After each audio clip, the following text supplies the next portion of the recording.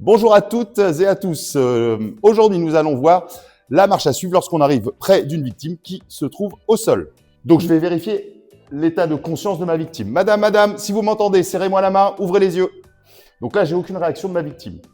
La deuxième phase que l'on va faire, c'est qu'on va vérifier si la victime respire. Donc, pour ce faire, je vais m'approcher de la tête de ma victime.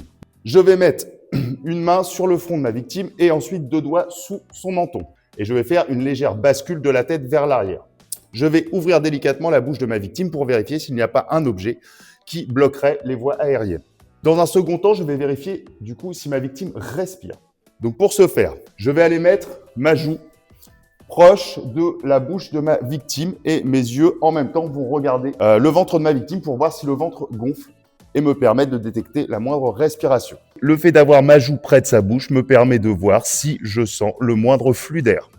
Donc là, je sens de l'air, je vois que le ventre gonfle, je suis en présence d'une victime qui est inconsciente et qui respire. La marche à suivre, il va falloir du coup mettre ma victime en PLS, c'est-à-dire position latérale de sécurité. Alors pour ce faire, le geste est relativement simple. Je vais faire un angle droit avec le bras de ma victime.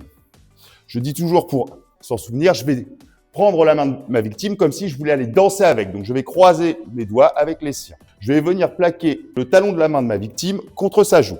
Je vais venir plier sa jambe. Je me recule un peu et je vais faire une bascule de ma victime. Donc, je vais tirer simplement sur son genou.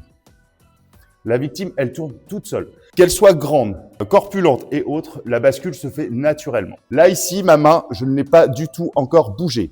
Je vais me servir de ma deuxième main pour venir soulager la tête de la victime et ôter ma main délicatement pour ne pas que sa tête cogne par terre. Une fois que j'ai fait ça, je vais remettre la jambe de ma victime bien au sol. Là, ma victime est calée. Ma PLS est faite.